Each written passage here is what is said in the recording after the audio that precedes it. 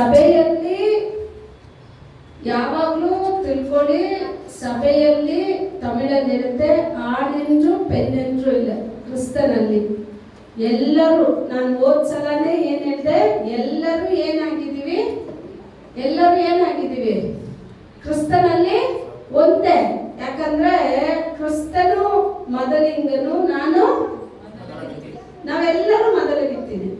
ಬರೀ ಲೇಡೀಸ್ ಮಾತ್ರ ಅಂತ ಅಲ್ಲ, ನಾವೆಲ್ಲರೂ ಯಾರು ಯೇಸು ಸ್ವಾಮಿಗೆ ಮೊದಲಿಗಿರ್ತಿ. ಆತ ಮೊದಲಿಂಗ, ನಾನು ಸಭೆ, ಒಟ್ಟಲ್ಲಿ ಸಭೆನಲ್ಲಿರೋ ನಾವೆಲ್ಲರೂ ಯಾರಾಗಿದ್ದೀವಿ, ಮೊದಲಿಗಿರ್ತೀಯರಾಗಿ. ಇವತ್ತು ಲೋಕವೇ ಸ್ತ್ರೀಯರನ್ನ ಏನ್ ಮಾಡ್ತಾ ಇದೆ, ನಾನಾ ರೀತಿಯಲ್ಲಿ ಗೌರವ ಪಡಿಸ್ತಾರೆ. ಯಾಕಂದ್ರೆ ವರ್ಲ್ಡ್ ವುಮೆನ್ಸ್ ಸೆಲೆಬ್ರೇಷನ್ ಬರೀ ಒಂದು ಕಡೆ ಅಲ್ಲ, ವಿಶ್ವದಲ್ಲೇ ಮಾಡ್ತಾರೆ. ಇದು ಅಷ್ಟು ಶ್ರೇಷ್ಠ. ಆವತ್ತು ಹೆಣ್ಮಕ್ಳು ಆಚೆ ಬರಕ್ಕಾಗಿಲ್ಲ. ಆದ್ರೆ ಇವತ್ತು ಯಾರು ಚಿಂತೆ ಪಡ್ತಾರೋ ಇಲ್ವೋ, ನಾವೇ ಹೆಣ್ಣು ಮಕ್ಕಳಾದ್ರೆ ನಾವೇ ಚಿಂತೆ ಪಡ್ತೀವಿ, ಏನಕ್ಕೆ ಇಷ್ಟು ಸ್ವಾತಂತ್ರ್ಯ ಇವ್ರು ಕೊಟ್ಬಿಟ್ರು ಅಂತ. ಯಾಕಂದ್ರೆ ಸ್ವಾತಂತ್ರ್ಯ ಕೊಟ್ಟಿದ್ದು ಒಳ್ಳೇದಕ್ಕೆ.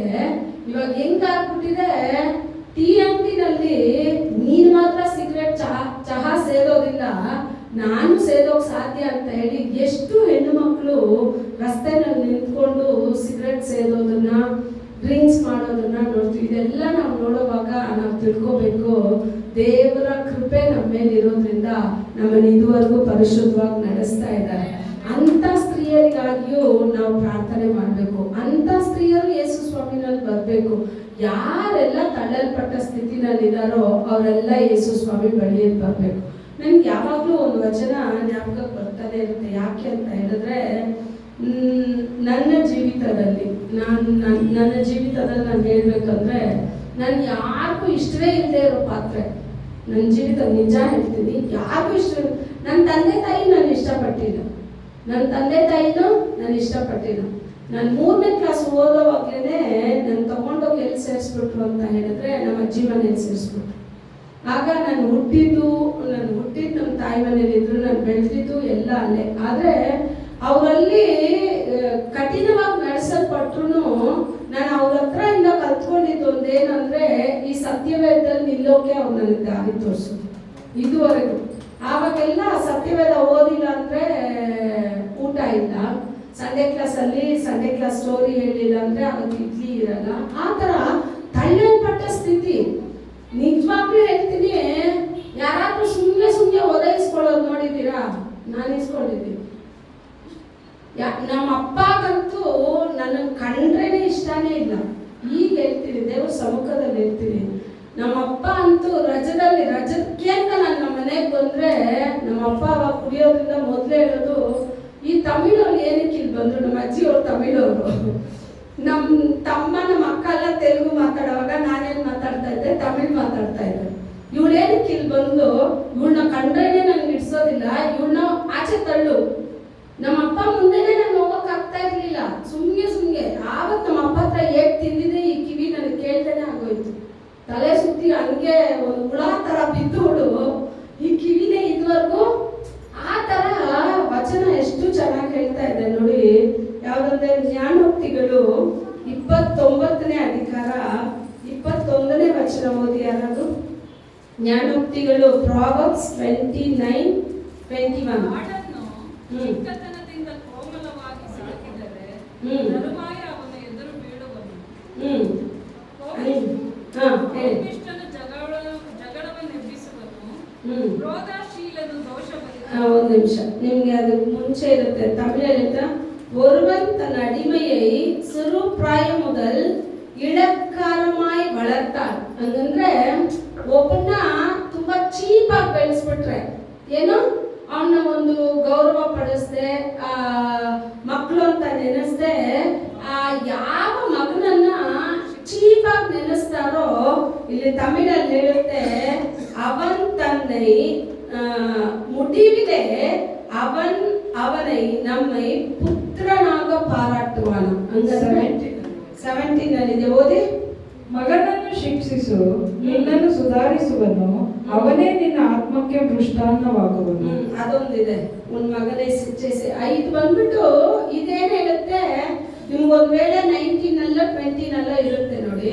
ಅದ್ರಲ್ಲಿ ಏನ್ ಹೇಳುತ್ತೆ, ಒಬ್ಬನನ್ನ ನೀನ್ ಏನ್ ಹೇಳೋದು, ಅವನ್ನ ಒಂದು ಲೆಕ್ಕಕ್ಕೆ ತರದೆ, ನನ್ನ ಜೀವಿತದಲ್ಲಿ ನನ್ನ ಹಂಗೆ ಲೆಕ್ಕಕ್ಕೆ ತರದೇನೆ ತಳ್ಳಿದ್ರು. ಯಾರು ಕಂಡ್ರು ಇಷ್ಟನೇ ಆಗೋದಿಲ್ಲ. ಎಲ್ಲರ ಹತ್ರ ಬಯಸ್ಕೊಂತ ಇದ್ದ ಪಾತ್ರೆ ಯಾರು ಅಂದ್ರೆ ನಾನು ಒಬ್ಳೆ. ಆದ್ರೆ ಯಾವಾಗ ಏಸಪ್ಪಗೆ ಮೆಚ್ಚುಗೆಯಾಗಿ ನಮ್ಮನ್ನ ಬದಲಾಯಿಸ್ಕೊಂಡ್ರು, ಈಗ ಯಾವ ತಂದೆ ತಾಯಿಗೆಲ್ಲ ನಾನು ಬೇಡವಾಗಿದ್ನೋ ಅವ್ರನ್ನೆಲ್ಲ ನನ್ನ ಆಸರೆನಲ್ಲೇ ದೇವರು ತಂದೆ. ನೀವಿವತ್ತು ತಂದೆ ತಾಯಿಗಳಿಂದ ಎಷ್ಟೇ ದೊಡ್ಡವರಾಗಿದ್ರು ನಮ್ಗೆ ತಂದೆ ತಾಯಿ ಇರ್ತಾರೆ ತಾನೆ. ತಂದೆ ತಾಯಿಗಳು ಎಷ್ಟೇ ನಾವು ದೊಡ್ಡವರಾದ್ರೂ ನಮ್ಮ ತಂದೆ ತಾಯಿಗಳಿಂದ ನಾವು ತಳ್ಳಲ್ಪಟ್ರು ನಾವು ಸಂತೋಷ ಪಡ್ಬೇಕು. ಅಪ್ಪ, ನನ್ನ ತಂದೆ ನನ್ನ ತಳ್ಬೋದು, ನನ್ನ ತಾಯಿ ನನ್ನ ತಳ್ಬೋದು, ನನ್ನ ಸ್ನೇಹಿತರು ನನ್ನ ತಳ್ಬೋದು. ದಾವೀದನಿಗೆ ಯಾರು ಇಲ್ಲ, ದಾವೀದನನ್ನ ಎಲ್ಲರೂ ತಳ್ಳಿದ್ರು. ಅವ್ನು ಹೇಳ್ತಾನೆ, ನನ್ನ ಗರ್ಭದಲ್ಲಿಂದ ಆಚೆ ಬೀಳೋವಾಗ್ಲೇನೆ ನಿನ್ ಸಾರ್ಬಲ್ಲೇ ಬಿದ್ದೆ. ಯಾಕಂದ್ರೆ ನನ್ನ ತಾಯಿನೂ ನನ್ನ ಎತ್ತಿಲ್ಲ, ನನ್ನ ತಂದೆನೂ ನನ್ನನ್ನು ನೋಡಿಲ್ಲ. ಆದ್ರೆ ಅದೇ ದಾವೀದನನ್ನೇನೆ ದೇವರು ಸಿಂಹಾಸನದಲ್ಲಿ ಕೂರಿಸುವೆ. ಎಲ್ಲ ಸಹೋದರರನ್ನ ಅವ್ರ ತಂದೆ ಏನ್ ಮಾಡ್ತಾನೆ, ತುಂಬಾ ಇಷ್ಟಪಟ್ಟು ಎಲ್ಲರನ್ನ ಮಿಲಿಟರಿನಲ್ಲಿ ಸೇರಿಸ್ತಾರೆ. ದಾವೀದನನ್ನ ಎಲ್ಲಿ ಸೇರಿಸಿದ್ರು? ಕುರಿ ಕಾಯಕ್ಕೆ ಸೇರಿಸ್ಬಿಟ್ರು. ಎಲ್ಲರೂ ಎಲ್ಲಿದ್ದಾರೆ? ಮಿಲಿಟರಿನಲ್ಲಿದ್ದಾರೆ. ಇವನ್ನ ಅವ್ರ ಮಗ ಅಂತಾನು ಹೇಳ್ಕೊಳ್ಳಿಲ್ಲ. ಈಸಾಯಿ ಏನ್ ಮಾಡಿಲ್ಲ, ನಾನು ತಗೊಂಡ ಚಾಪ್ಟರ್ ಇದಿಲ್ಲ ನಿಜ. ನನ್ಗೆ ನೆಕ್ಸ್ಟ್ ಏನ್ ಮಾತಾಡ್ತೀನಿ ಅಂತ ಗೊತ್ತಿಲ್ಲ. ನಾ ಬರೀ ಸ್ತ್ರೀಯರನ್ನೇ ನನ್ನ ತಲೆನಲ್ಲಿ ತುಂಬಿಸ್ಕೊಂಡು ಬಂದೆ. ಯಾಕಂದ್ರೆ ಇವತ್ತು ಸ್ತ್ರೀಯರ, ಆದ್ರೆ ಆತ್ಮ ಸ್ವರೂಪನು ನನ್ನದಲ್ಲ ವಾಕ್ಯಗಳು. ಆತ್ಮ ಸ್ವರೂಪನು ಯಾವ್ದನ್ನು ಕೊಡ್ತಾರೋ ಅದನ್ನ ನಾನು ಮಾತಾಡ್ಲೇಬೇಕು. ಅಲ್ಲಿ ದಾವೀದನನ್ನ ಅವ್ರ ತಾಯಿನೂ ಪ್ರೀತಿಸ್ಲಿಲ್ಲ, ಅವ್ರ ತಂದೆನೂ ಪ್ರೀತಿಸ್ಲಿಲ್ಲ. ದಾವೀದನನ್ನ ಮಾತ್ರ ಎಲ್ಲ ಹಾಕ್ಬಿಟ್ರು ಅಂದ್ರೆ ಕುರಿ ಕಾಯಕ್ಕೆ ತಳ್ಬಿಟ್ರು. ಇವಾಗ ಕುರಿ ಕಾಯೋರ ಹತ್ರ ಯಾರಾದ್ರೂ ಮಾತಾಡ್ತಾರ? ನೀವ್ ಯೋಚನೆ ಮಾಡಿ ಅವನ ಸ್ಥಿತಿ ಎಂತದು ಅಂತ ಹೇಳಿದ್ರೆ, ಊರಲ್ಲಿ ಹಬ್ಬ ಜಾತ್ರೆ ಆಗ್ತಾ ಇರೋವಾಗ್ಲೂ ದಾವೀದನಿಗೆ ಶಬ್ದ ಮಾತ್ರ ಕೇಳುತ್ತೆ. ಆ ಜಾತ್ರೆಗೆ ಆ ಒಂದು ಹಬ್ಬಕ್ಕೂ ಅವನ್ನ ಏನ್ ಮಾಡ್ತಾ ಇರ್ಲಿಲ್ಲ, ಕರೀತಾ ಇರ್ಲಿಲ್ಲ. ಅವ್ನು ಎಲ್ಲಿರ್ತಾನೆ ಅಂದ್ರೆ ಯಾವಾಗ್ಲೂ ಕುರಿಗಳಿಂದೆ. ಆಗ್ಲೇ ನೋಡಿ ಅವನಿಗೊಂದು ಗೋಚರ ಆಗಿದ್ದು, ನನ್ನ ತಂದೆ ತಳ್ಬೋದು, ನನ್ನ ತಾಯಿ ತಳ್ಬೋದು, ನನ್ನ ಸಹೋದರ ತಳ್ಬೋದು, ಇವರೆಲ್ಲ ನನ್ನನ್ನು ತಳ್ತಾ ಇದ್ದಾರೆ ಅಂದ್ರೆ ದೇವ್ರೆ ನೀನ್ ನನ್ನನ್ನ ಸಿದ್ಧತೆ ಮಾಡ್ತಾ ಇದೀಯಾ, ನಿನಗೋಸ್ಕರ ನನ್ನನ್ನ ಆಯ್ಕೆ ಮಾಡಿದ್ಯಾ. ಕುಟುಂಬದಲ್ಲಿ ಎಲ್ಲರೂ ನನ್ನನ್ನು ತಳ್ಳಿದ್ರು, ಆದ್ರೆ ನನ್ನ ಕುಟುಂಬದಲ್ಲಿ ನನ್ನನ್ನೇ ದೇವರು ರಕ್ಷಣೆಗೆ ತಂದ್ರು. ನನಗೆ ವಾಗ್ದಾನ ಕೊಟ್ಟಿದ್ದು ಅದೇ, ನಿನ್ ಮುಖಾಂತರ ನಿನ್ ಕುಟುಂಬನ ನಾನು ರಕ್ಷಣೆಗೆ ತರ್ತೀನಿ. ಇದು ಅದೇ ವಾಕ್ಯದ ಪ್ರಕಾರನೇ ದೇವರು ನನ್ನ ಮುಖಾಂತರ ನನ್ನ ಇಡೀ ಕುಟುಂಬಕ್ಕೆ ರಕ್ಷಣೆ ತಂದ್ರು. ನಾನು ತಳ್ಳಲ್ಪಡ್ಬೋದು, ತಾಯಿಯಿಂದ, ತಂದೆಯಿಂದ, ಸ್ನೇಹಿತರಿಂದ, ಎಲ್ಲರಿಂದ ತಳ್ಳಲ್ಪಡ್ಬೋದು. ಯಾಕೆ? ಗಂಡನಿಂದಲೂ ತಳ್ಳಲ್ಪಡ್ಬೋದು. ಆದ್ರೆ ಒಂದು ಜ್ಞಾಪಕ ಇಟ್ಕೊಳ್ಳಿ, ದೇವರು ಒಂದು ದಿವಸ ನಮ್ಮನ್ನ ಕರದಲ್ಲಿ ಎತ್ತುತ್ತಾರೆ. ಎತ್ತೋವಾಗ ದೇವರು ಉನ್ನತ ಸ್ಥಾನದಲ್ಲಿ ನಿಲ್ಲಿಸ್ತಾರೆ. Hallelujah, hallelujah. ಅದು ಮಾತ್ರ ಅಲ್ಲ, ಸಾಮುವೇಲ್ ಬಂದು ಇವಾಗ ಅಭಿಷೇಕ ಮಾಡ್ಬೇಕು. ದೇವ್ರು ಹೇಳ್ತಾರೆ, ನೀನ್ ಹೋಗು, ಈಸಾಯಿ ಕುಟುಂಬದಲ್ಲಿ ನಾನು ಒಬ್ಬರನ್ನ ಆಯ್ಕೆ ಮಾಡಿದ್ದೀನಿ. ಈಗ ಸಾಮುವೇಲ್ ಹೋಗ್ತಾರೆ, ಯಾರ ಮನೆಗೆ? ಈಸಾಯಿ ಮನೆಗೆ ಹೋಗ್ತಾರೆ. ಹೋದ ತಕ್ಷಣ ಈಸಾಯಿ ಹತ್ರ ಹೇಳ್ತಾರೆ, ನಿನ್ ಮಕ್ಕಳನ್ನೆಲ್ಲ ಕರ್ಸು, ದೇವ್ರಿಗೆ ಒಬ್ಬರನ್ನ ಆಯ್ಕೆ ಮಾಡಿದ್ದಾರೆ. ಅವ್ನಿಗೆ ಎಷ್ಟು ಜನ ಮಕ್ಕಳು? ಒಟ್ಟು 9 ಜನ ಮಕ್ಕಳು. 9 ಜನನು ಕರಿಬೇಕು ತಾನೆ. ಅವ್ನು 8 ಮಾತ್ರ ಕರೀತಾನೆ, 9 ಕರಿಯೋದಿಲ್ಲ. ಯಾಕಂದ್ರೆ ಅವ್ನ ಮಗ ಅನ್ನೋದೇ ಅವ್ನು ಮರ್ತ್ಬಿಟ್ಟಿದ್ದ. ಅವ್ನ ಮಗನೂ ಅಲ್ಲ, ಅವ್ನ ಲೆಕ್ಕಕ್ಕೂ ಇಲ್ಲ. ನೀನ್ ಲೆಕ್ಕಕ್ಕೆ ಇರದೆ ಇರ್ಬೋದು, ಪರಲೋಕದ ತಂದೆ ಕಣ್ಗಳು ನೋಡ್ತಾನೆ ಇರುತ್ತೆ, ಲೆಕ್ಕದಲ್ಲಿ ಇರ್ತಾನೆ ಇರುತ್ತೆ. ಆಗ ಸಾಮುವೇಲ್ನ ಮುಂದೆ ದೊಡ್ಡ ಮಗ ಬಂದು ನಿಲ್ತಾನೆ. ಸಾಮುವೇಲ್ ಹೇಳ್ತಾರೆ, ಗಾತ್ರ ಎಲ್ಲ ಚೆನ್ನಾಗಿದೆ, ಇವನೇ ಇರ್ಬೋದು ಅಂತ. ದೇವ್ರು ಹೇಳ್ತಾರೆ, ಏಯ್ ಇವನನ್ನೆಲ್ಲ ನಾನು ತೆಗ್ದಿಲ್ಲ, ತಳ್ಳಿ ಇವನನ್ನ. ಏನ್ ನೀನು ಅವ್ನ ಗಾತ್ರ ನೋಡ್ತೀಯ? ನನ್ ಗಾತ್ರ ನೋಡೋನಲ್ಲ, ನನ್ನ ಹೃದಯಗಳನ್ನ ಶೋಧಿಸಿ ಅದನ್ನ ಸರಿಪಡಿಸಿ ನೋಡೋ ದೇವರು ನಾನು. ಮನುಷ್ಯನ ಮುಖಗಳನ್ನ ನೋಡ್ತೀವಿ. ನೀವು ಇದೇ ನನ್ನ ಮಗ ಹಿಂದೆ ಕೂತಿದ್ದಾನೆ, ನಮ್ಮ ಯಜಮಾನ್ರಿಗೆ ಅವನ ಕಂಡನೆ ಆಗೋದಿಲ್ಲ. ಚಿಕ್ಕದ್ರಲ್ಲಿ ಅವನ ಹತ್ರ ಸಾಕು, ನೀವು ನಂಬೋದಿಲ್ಲ. ಆ ವಾಕ್ಯ ಹೆಂಗಿರುತ್ತೆ ಅಂದ್ರೆ, ಇವ್ ನನ್ ಗುಟ್ಲೆ ಇಲ್ಲ ತಗೊಂಡೋಗು ಅಂತಾರೆ. ಏನು? ಇವತ್ತು ಕೂತಿದ್ದಾನೆ ಅವನು. ನೀವು ತಿಳ್ಕೊಳ್ಳಿ ಒಂದೊಂದು ಸ್ಥಿತಿ ಹೆಂಗಿತ್ತು ಅಂತ. ಆದ್ರೆ ಇವತ್ತು ಈ ಕ್ಷಣದಲ್ಲಿ ನನ್ನ ಮಗ ನಮ್ಮ ಯಜಮಾನರಿಗೆ ತುಂಬಾ ಮೆಚ್ಚುಗೆಯಾದ ಮಗ.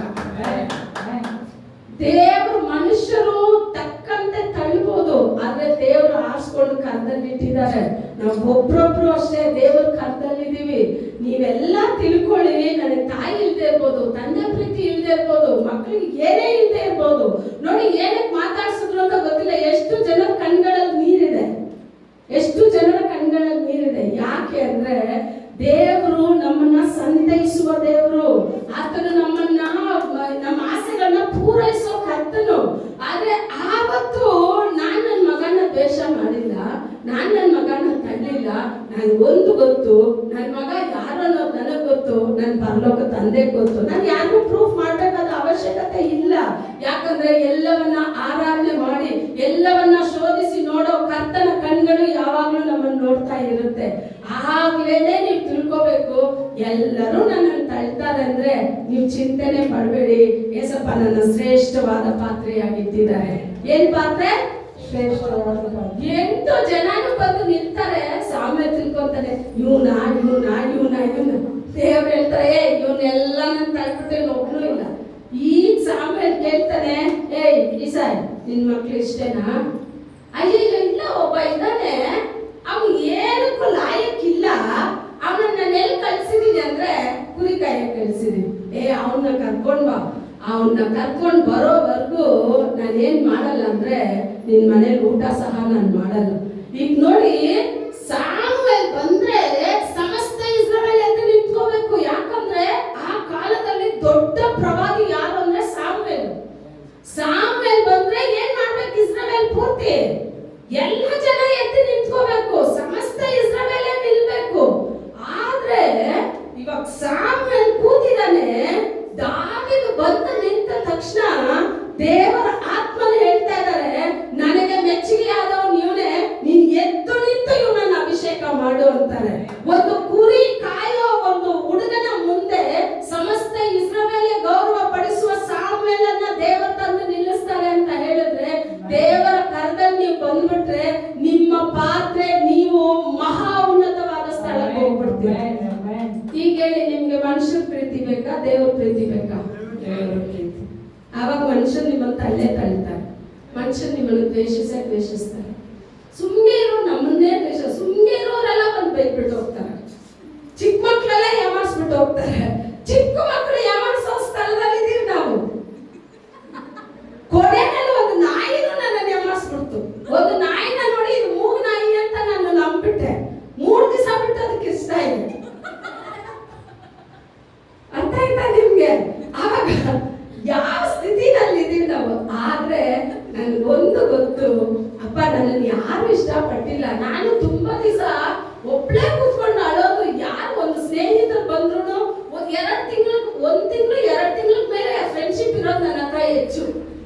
ಸುಮ್ಮನೆ ಅವರೇ ಬರ್ತಾರೆ, ಅವರೇ ನೀವಂದ್ರೆ ಇಷ್ಟ ಅಂತ ತಪ್ಪಂತಾರೆ, ಮುತ್ತಿಡ್ತಾರೆ. ನೆಕ್ಸ್ಟ್ ನೀವು ನಿಮ್ ತರ ಗರ್ವ ಇರೋದು ಯಾರಿಲ್ಲ ಅಂತ ಒಬ್ರು. ನಾನು ಏನ್ ಗರ್ವ ತೋರಿಸಿದೆ ಅಂತ ನನ್ಗೆ ಗೊತ್ತಿರಲ್ಲ. ಅರ್ಥ ಆಗತ್ತ ನಿಮ್ಗೆ? ಆವಾಗ್ಲೇ ನನಗೊಂದು ಗೋಚರ ಆಗೋದು, ನಾವು ಅವ್ರ ಹತ್ರ ಸಂಬಂಧ ಬೆಳೆಸ್ಬೇಕಂದ್ರೆ ಲೋಕದ ಮನುಷ್ಯರ ಜೊತೆ ನಮ್ಮನ್ನ ಬಿಡೋದಿಲ್ಲ. ಯಾಕಂದ್ರೆ ಮನುಷ್ಯರಲ್ಲಿ ನನ್ನ ಮಾತು ಕಡಿಮೆ ಇತ್ತು ಅಂದ್ರೆ ದೇವರಲ್ಲಿ ನನ್ನ ಮಾತು ಜಾಸ್ತಿ ಇರುತ್ತೆ. ಯಾವಾಗ ನಾನು ಮನುಷ್ಯರ ಹತ್ರ ಜಾಸ್ತಿ ಮಾತಾಡ್ತಾ ಇರ್ತೀನೋ ಆಗ ದೇವ್ರ ಹತ್ರ ನನ್ನ ಸಂಬಂಧ ಕಡಿಮೆ ಇರುತ್ತೆ. ಕೆಲವೊಂದ್ಸಲ ನೀವು ಬೇಕಾದ್ರೆ ಟ್ರೈ ಮಾಡಿ, ನನ್ನ ಜೀವಿತದಲ್ಲಿ ನಾನು ಟ್ರೈ ಮಾಡಿದ್ದೀನಲ್ಲ, ಅನುಭವಿಸಿದ್ದೀನಿ. ನೀವು ಬೇಕಾದ್ರೆ ಯಾರ ಹತ್ರ ಮಾತಾಡ್ಸ್ಬೇಕು ಅಂತ ನೀವು ಮಾತಾಡುವಾಗ ಅವ್ರು ಕಿವಿ ಕೊಟ್ಟೆ ಕೇಳೋದಿಲ್ಲ. ನೋಡಿದೀರಾ?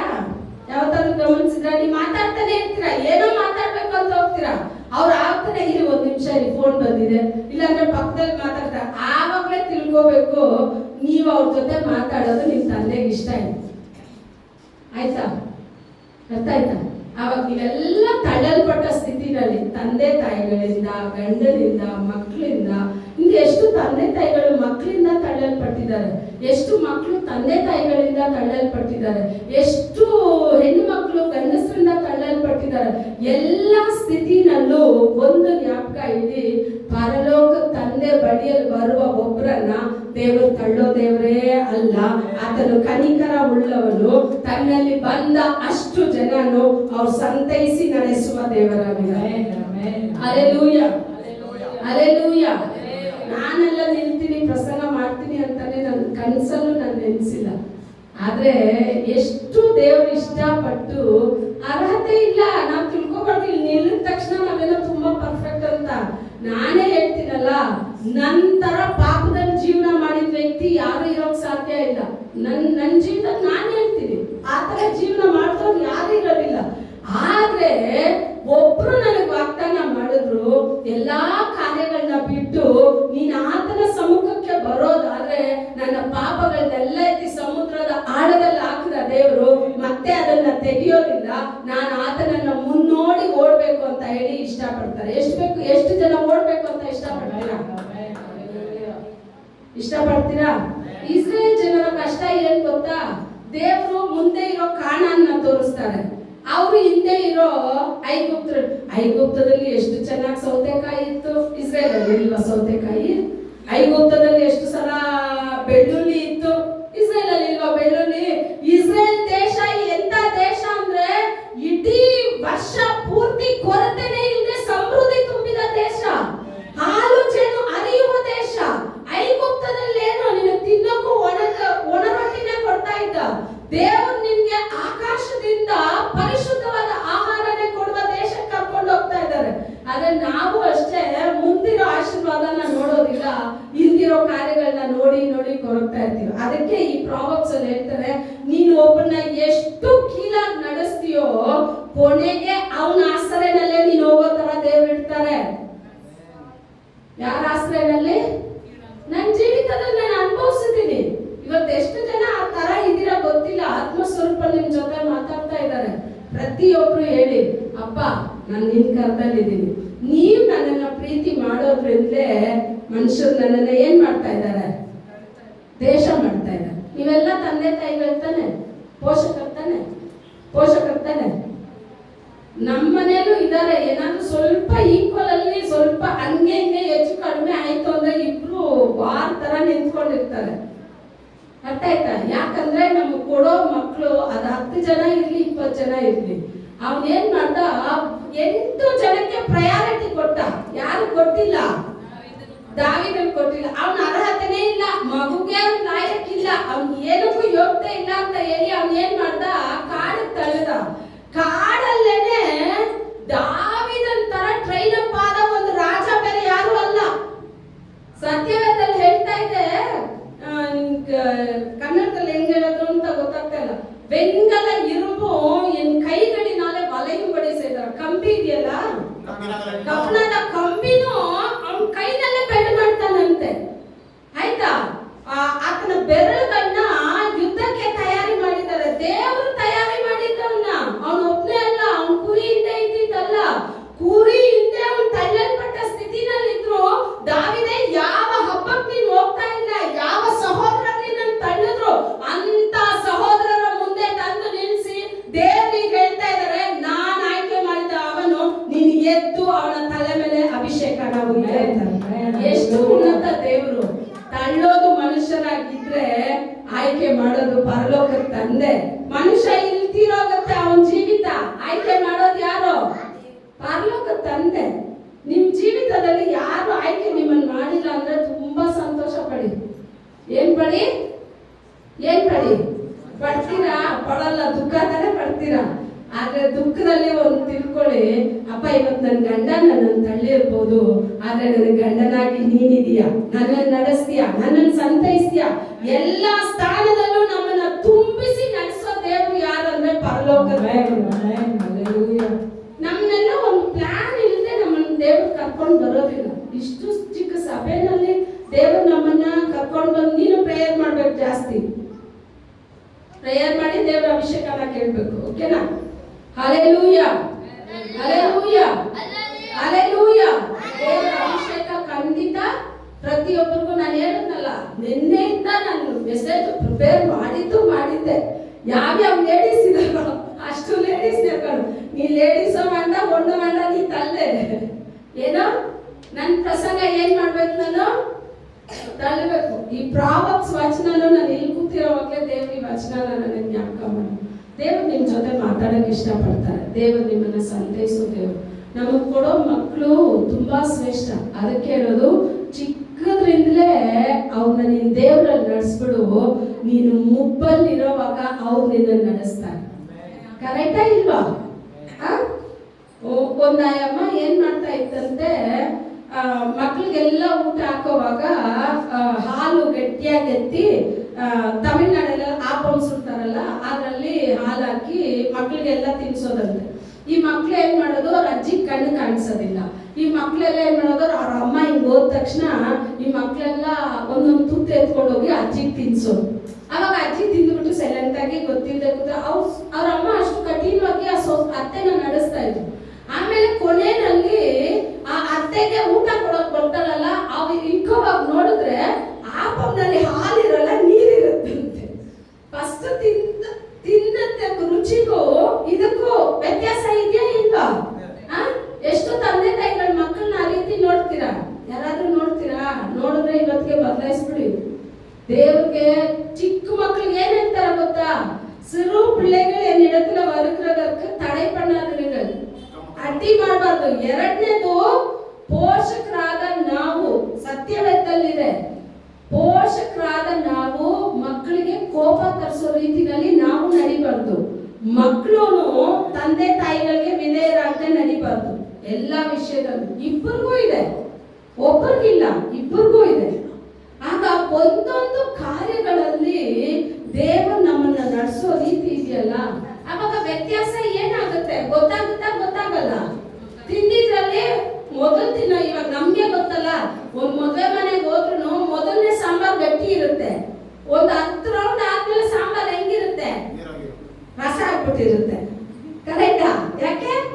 ಜನ ಜಾಸ್ತಿ ಆಗ್ತಾರೆ.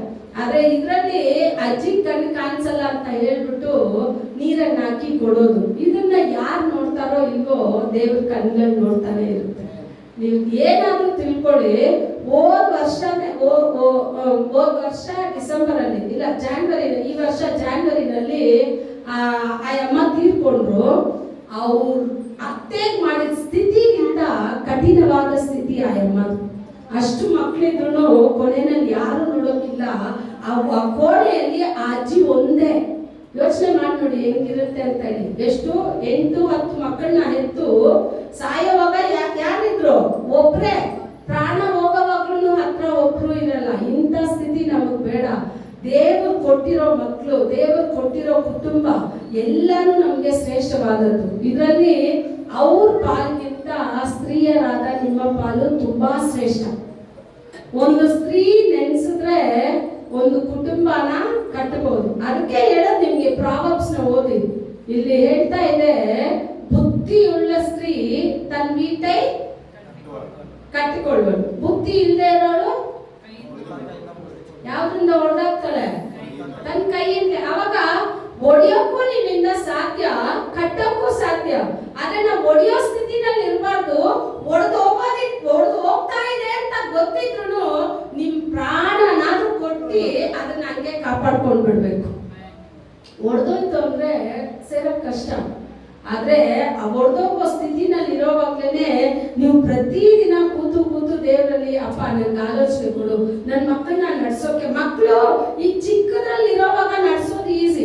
2 ಏಟ್ ಹೊಡೆದ್ರೆ ಕೇಳ್ಕೊಳ್ಳುತ್ತೆ, ಅದು ಇದಾಗುತ್ತೆ. ಬೆಳೀತಾ ಏನಾಗುತ್ತೆ? ಮಕ್ಕಳು ಕೇಳಲ್ಲ, ಅವ್ರಿಗೆ ಕೋಪ ಅನ್ನೋದು ಜಾಸ್ತಿ ಇರುತ್ತೆ. ಆಗ ನನ್ನ ಮಕ್ಕಳನ್ನ ನಾನು ಹೆಂಗ್ ನಡ್ಸ್ಬೇಕು ಅಂತ ಹೇಳಿ ಬುದ್ಧಿನ ಯಾರ ಹತ್ರ ಕೇಳ್ಬೇಕಂದ್ರೆ ನನ್ನ ದೇವ್ರ ಹತ್ರ ಕೇಳ್ಬೇಕು.